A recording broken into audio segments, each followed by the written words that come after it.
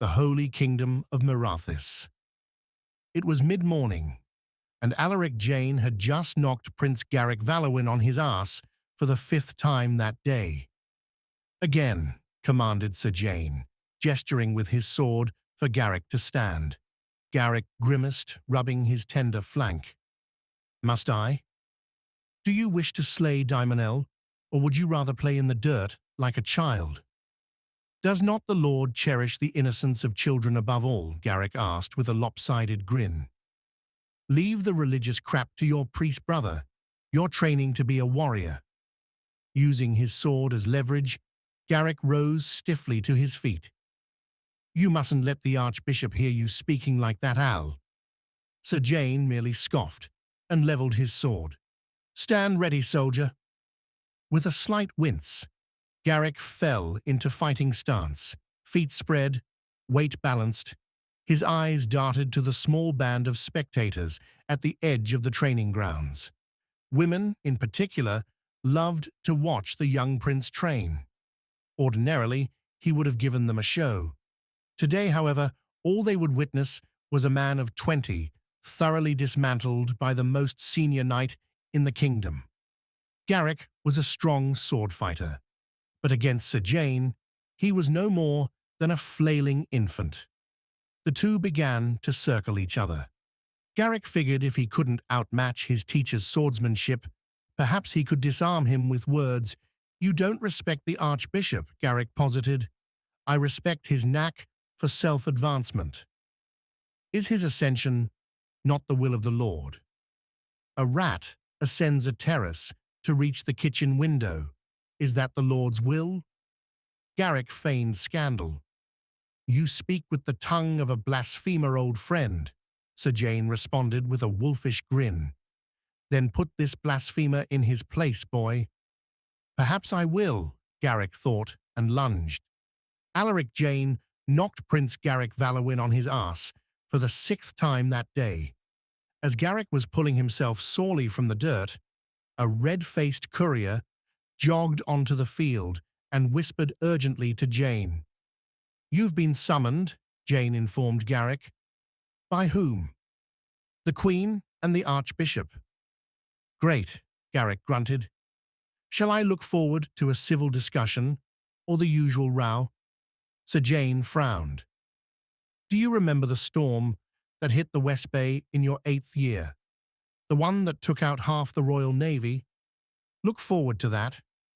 Entering the marble-clad council chamber, Garrick found 4 figures positioned around the central table. To the left, the Archbishop of Mirathis, cloaked in ceremonial ivory robes, a frail man with a halo of white hair and a face that belonged in a mousehole, beady eyes, buck teeth, and a pious sneer. Beside him, Garrick's elder brother Barrick stood in his own holy vestments, hands clasped before him, ever the image of constipated virtuosity. Opposite them, the Queen, regal and rigid as ever, and next to her, Celeste, Garrick's younger sister, attempting to disappear into her shadow. The chair at the far end, where his father the king would have sat, was unoccupied. No surprise there. As Jane had warned, Garrick had walked into a storm already in full swing. "It is our holy duty," the Archbishop proclaimed. "It is pure recklessness," the Queen fired back. "I will not sacrifice my people for your zealotry." "Please, please," Garrick called over the din. "Will someone explain what's going on?" The Archbishop turned, bowing. "My prince." The Queen merely waved her hand in exasperation. It was Barrick who stepped in to speak, in a dull, monotone voice. "A Daimonel has been sighted in the eastern regions. They say it's large and powerful. Multiple small villages lie in its path." "Then what are we waiting for?" Garrick asked. "We should mobilize." "The problem is," came the small voice of his sister Celeste, "according to reports, it's skirting the border of Virildor." His mother huffed. "The situation with Virildor is explosively charged as it is. We cannot escalate tensions by sending our soldiers into their territory unless we want another Gravespire incident on our hands. My prince, pleaded the archbishop, please explain to your mother that it is our kingdom's holy duty to purge the world of these blasphemous creatures. Vireldor must not be allowed to lay claim to it.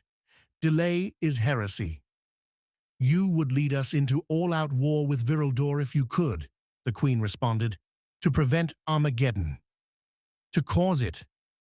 Please, Garrick exclaimed, let's be calm. You settle this then, said the queen. Very well, said Garrick. His eyes scanned the faces in the room. A detachment of knights will be dispatched to handle the Daimonel. I will lead them myself. Garrick, his mother exclaimed, and we will use the utmost caution not to inflame Vireldor. I will personally ensure we do not cross over the border.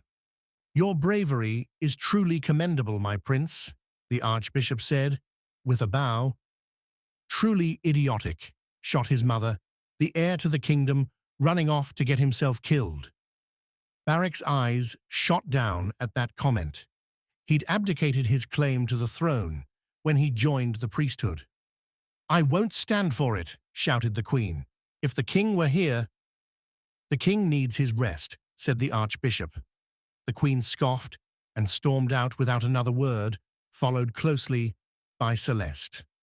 As dawn broke the following morning, Garrick garbed himself in the white armor of Mirathis and mounted his horse. Accompanied by 20 men, including Sir Jane, they headed for the city gates as spectators gathered to watch. As they neared the portcullis, a robed figure approached, the archbishop. Garrick heard Sir Jane's scoff, and even his horse snorted and turned its head. The archbishop carried a sheathed sword, and he held it aloft as he reached Garrick. For you, my prince, our kingdom's most holy weapon. Seraph Song, the last sword of kings, the weapon your father used to slay the Daimonel Vorgazeth. Garrick's heart thumped in his chest. I cannot. He wanted you to have it. Wanted? Hardly anyone had been able to get a word out of the king since his injury and subsequent illness. Only the archbishop seemed capable of interpreting his murmurings. Garrick turned to Sir Jane. Jane eyed the archbishop, then met Garrick's eyes. He gave a slight nod. Garrick took the sword, and before the onlookers, unsheathed the weapon. Holy flames poured forth from the blade. He raised it above his head, and cheers erupted from the assemblage. To me, men, Garrick exclaimed, let's hunt a Daimonel.